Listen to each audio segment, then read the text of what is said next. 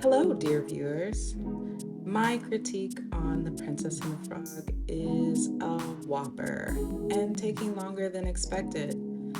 With that being said, I didn't want to leave you hanging, so here's something to start the new year.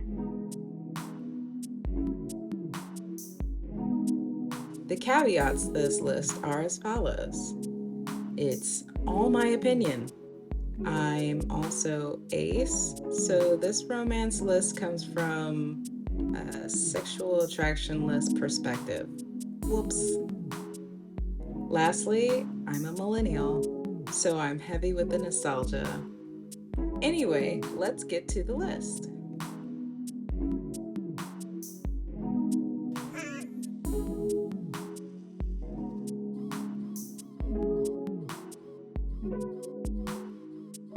During her routine scouting trip, Wally meets Eve. It's love at first sight for Wally, and for Eve, it's blast at first sight. Wally follows Eve around anyway and tries to find ways to impress her.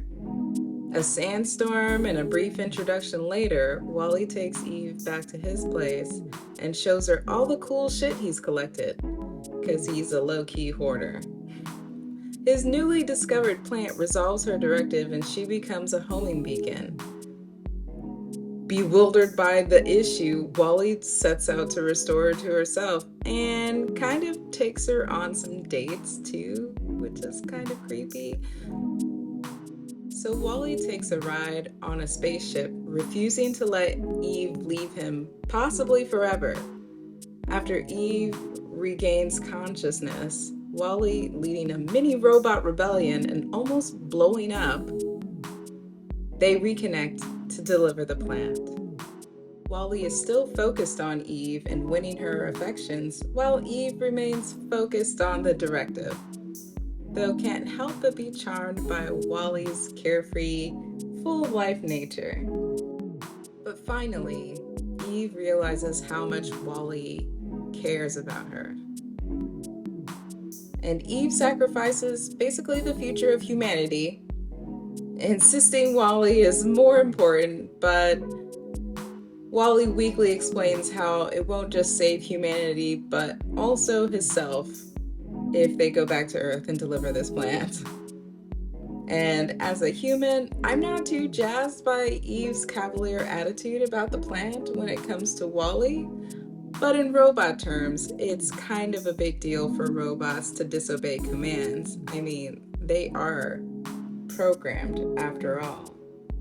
So Wally sacrifices his life repeatedly for what he sees as most important to Eve, and Eve is willing to throw it all away if it means Wally will be okay.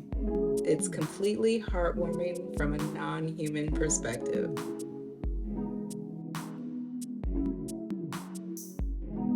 As in, you are one bodacious babe. And that's good. I mean, cool. Zach is just a kid from the city who got a summer job marking trees for deforestation, and this almost kills him if it wasn't for Krista. Now, Krista didn't mean to shrink Zach, but she kind of sucks at using her powers. So, as Krista takes Zach to see Maggie in order to restore him to his original size, they get to know each other a little. Krista is revolted by the idea that humans have come to cut down the trees in the forest. So Zach lies and says that he wasn't really a part of all that, and he drew those red X's to stop the leveler from cutting down trees. Not good to start off with a lie, but here we are. It's quickly apparent that Zach has no respect for nature, and it puts Krista off that he just doesn't get it. But it doesn't stop Zach from trying to impress her. Krista and Zach get a little alone time and begin to share more. Even a kiss. Though Krista doesn't really get what a kiss is. Their brief romance is interrupted when Krista realizes Zach lied, and the humans have been destroying her home all this time. And Zach, fully understanding the gravity of the situation and seeing the hurt on Krista's face, resolves to fix it. Zach risks his tiny 3-inch life to save Krista and her home by turning off the leveler, giving the fairies the chance to defeat Hexus once and for all. Because humans might return to harm Krista's home, he resolves to return back to his world to keep her safe and restore the forest. And I'd like to think that they made a love child. It's a tree, but they both made it.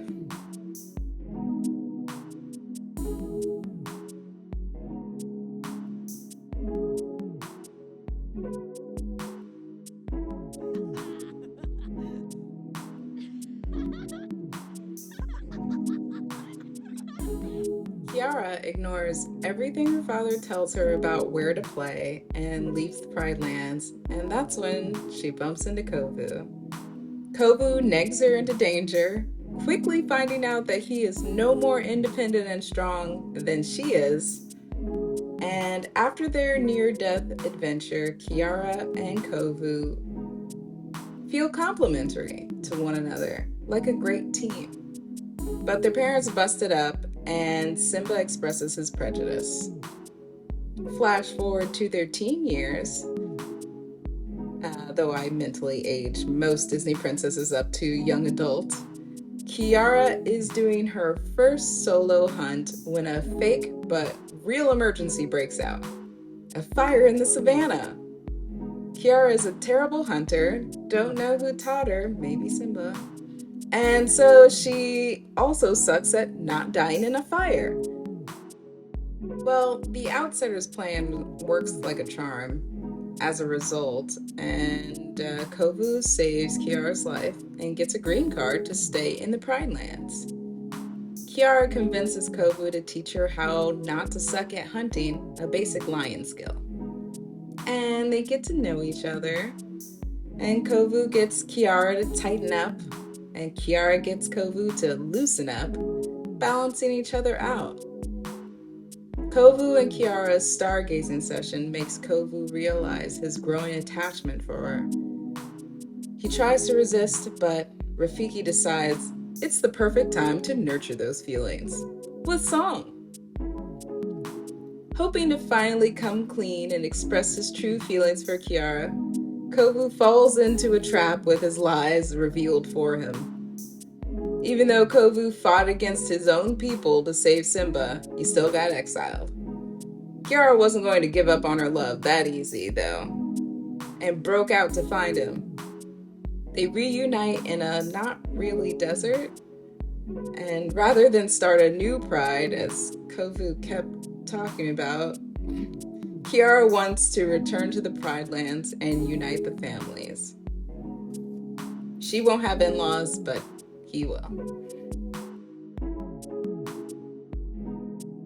Oh, Careful. sorry. Weak ankles. After an ear-piercing scream, Hercules is drawn to Megara, a damsel in distress. Now Megara is on her "I don't need no man" and rejects Hercules' help. But he promptly ignores everything she just said and beats the shit out of the centaur. There's an obvious sexual attraction right off the bat. At least I think. I'm Ace, remember? After that, they part, and an elaborate plot by Hades brings them together. Often. And this really becomes Hades' undoing. Meg is like 1990s realness, and Herc is kind of a nerd from ancient Greece. So it's an interesting combination. If Meg hadn't been in debt to Hades, I doubt they would have met again and developed a relationship. Meg's independent streak doesn't mean she doesn't care. She does. Her weakness is that she cares. And watching Hercules valiantly risk his life to save two not real boys actually impresses her. Even though he's a big dummy, he's sweet, and he cares too. That's where the attraction began. Though Megara was working, their date made her realize how special he was, how different he was. Hercules truly saw her, and she couldn't help but fall. And I know I'm speaking mainly from Meg's point of view, but Herc was open to her from the beginning, and Meg needed to soften to his advances for it to even happen. After realizing her love for Hercules, Megara gave up her freedom, the one thing most important to her. Now, initially, Herc sacrifices the safety of the entire world for Meg's safety, but when she's killed, trying to save Hercules, he sacrifices his own life to keep her from dying. And he gives up his home to live with her, though Meg was ready to give him up so he could be at home.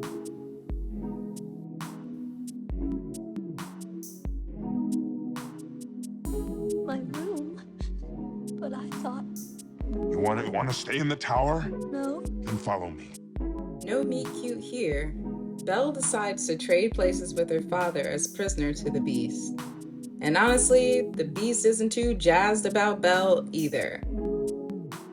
Rather than stay a beast the rest of his life, he tries to be more accommodating towards Belle. It's still quite a mountain to climb, especially since Belle is completely put off considering the circumstances.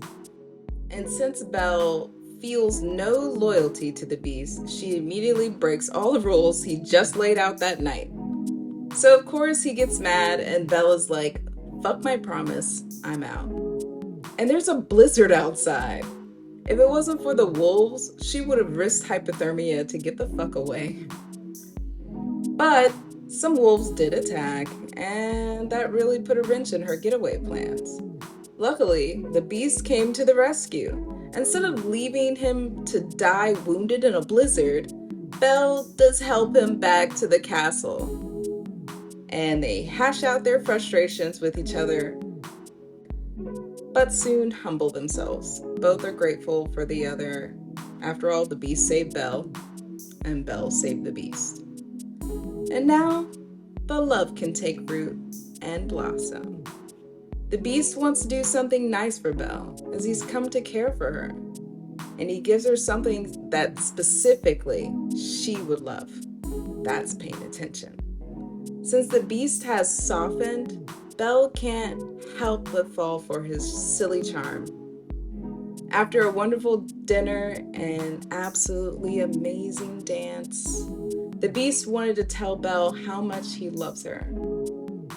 But when he sees how much she wants to go to her father, the Beast releases her. He sacrifices his future for Belle's happiness.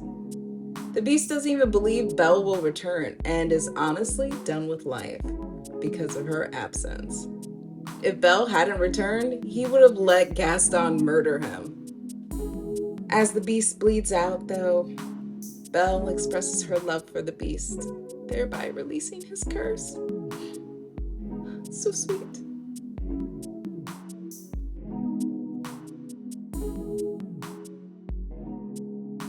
Mr. Clayton, I think I'll take it from here.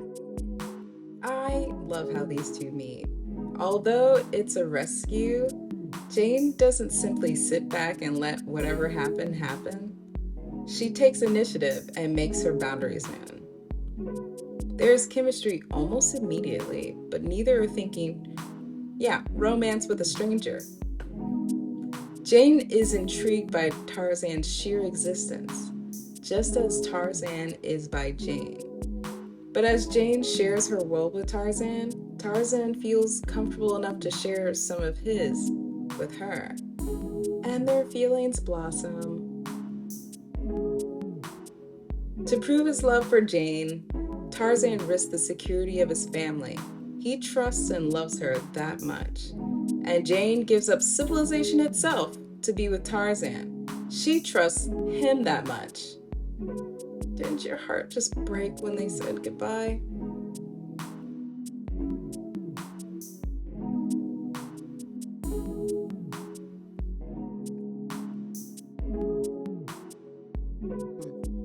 That's funny. What?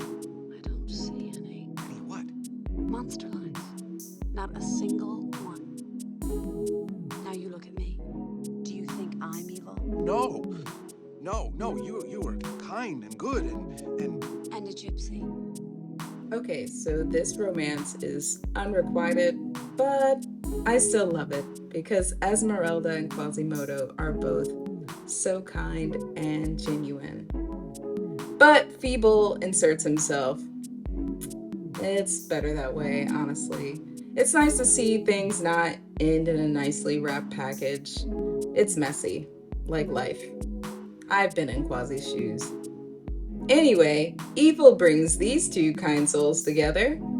Esmeralda captures Quasimodo's interest, being the only person to stand up for him as the crowd laughed and jeered. Quasimodo's taught prejudice is challenged after speaking with Esme. He feels the tingles of romance after freeing her from her beautiful prison, Notre Dame. Though the gargoyles insist there is something there, Quasimodo is more cautious, though still hopeful.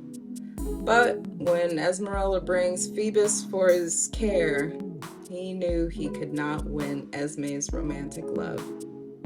This, however, did not diminish his feelings. Quasi proved his love for Esme. Not only did he work with Feeble to find the Court of Miracles and warn Esme, this did lead Frollo to them, but even after being chained up, Quasimodo waged war on everything to save her. He made Notre Dame spew molten lava.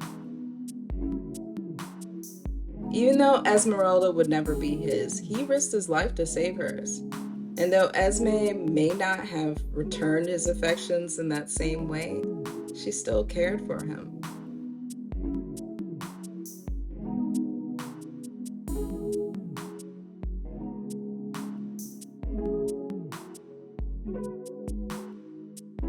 so much we can teach you. We've improved the lives of savages all over the world. Savages? As John Smith seeks a better view, Pocahontas does too, but of him.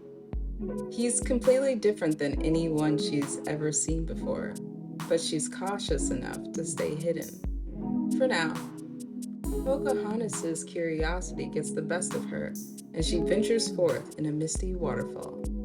She comes face to face with John and his weapon.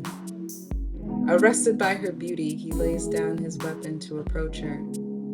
As Pocahontas takes his hand, the barriers of language fall, and they officially meet. They begin with a cultural exchange, but John Smith white mans it up. So Pocahontas shows him his ignorance. John Smith, needless to say, is smitten. I don't think he's ever met a woman who could take his ego down a peg, and she took it down 6 pegs. They continue to meet in secret until their people threaten their lives. Each resolved to defuse the situation, but by stealing a kiss, it lit the match for war. John Smith takes the fall for his crewmate, but doesn't regret his actions with Pocahontas, even though he is sentenced to death. Interracial relationships in America, am I right? Pocahontas throws herself upon John Smith, willing to give up her life for his, challenging her father's hatred. And John sacrifices his for her father as a sign of respect and to, of course, prevent New World War I. Unfortunately, this causes our lovers to part.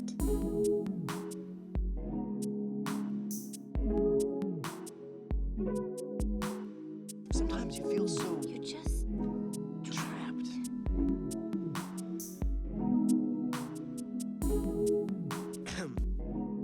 Aladdin and Jasmine meet in the marketplace. A misunderstanding almost causes her to lose her hand, but Aladdin steps in just in time to sweet-talk his way out of it, and Jasmine is clever enough to play along without missing a beat. Aladdin takes her to his place and is impressed by her savvy. Aladdin and Jasmine both dream of the same thing: freedom, albeit with differing perspectives. and this draws them together. Guards discovering their location break up their romantic moment, but Jasmine tries to use her authority to save Aladdin, only to be told her charming new friend had been put to death. Aladdin, though imprisoned, is smitten. He doesn't regret a thing and accepts that he may never be good enough for her as a street rat. Until Jafar tells him that with riches, he could still win Jasmine's heart. Aladdin retrieves the genie and wishes to be a prince to have a chance at Jasmine. And Jasmine is unimpressed because her suitors are all shallow, stuffy princes. But finally, Aladdin drops the act, and his true charm shines through. And he gives her a night of real freedom beyond her imagination. But of course, Aladdin's lack of confidence makes him dig himself deeper in lies. Aladdin's fraud is revealed by Jafar, leaving Jasmine confused and dismayed. Since Aladdin no longer feels the need to pretend to be someone else, he and Jasmine manage to improvise a plan together to defeat Jafar and save the kingdom. Aladdin apologizes for his lies, but Jasmine doesn't want to let him go, even though he's not a prince anymore. And so, the Sultan allows them to marry. One day. They don't marry in this movie. They marry like 2 movies later.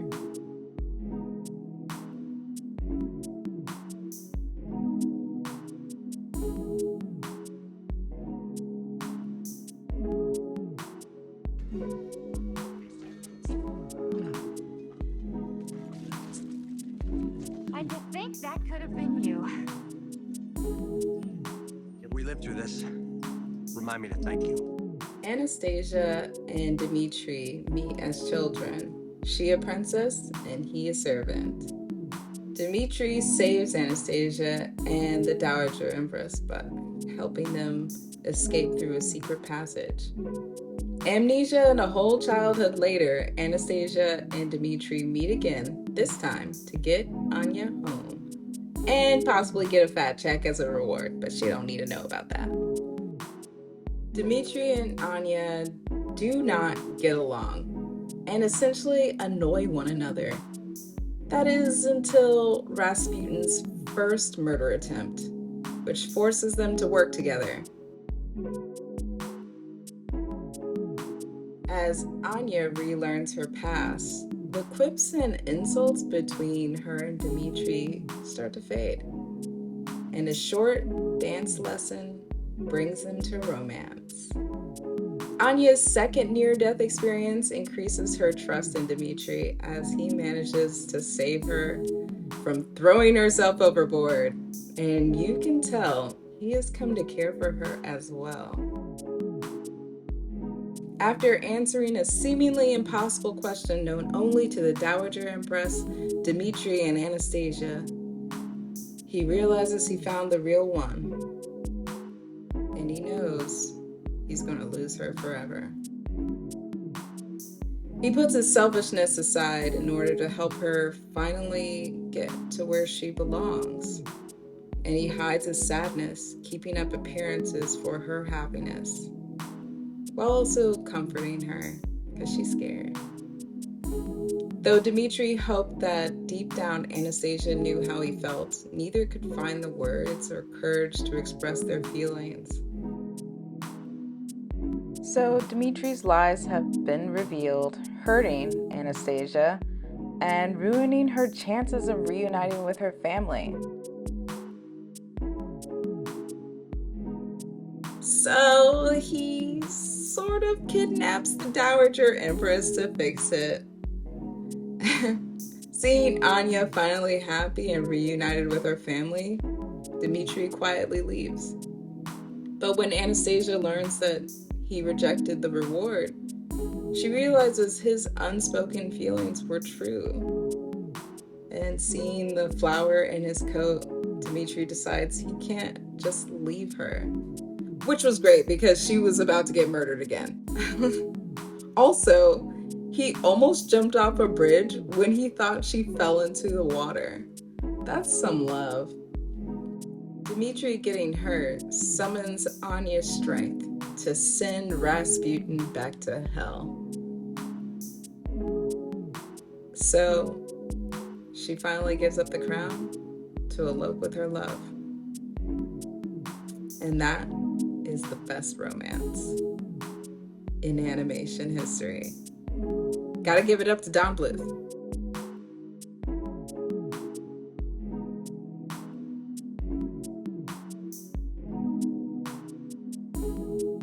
So, okay, yeah, I haven't seen every animated movie, and your favorite romance might not be up here.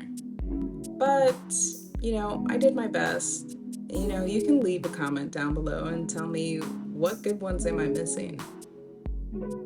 And if you also think Anastasia is the best romance. All right, bye.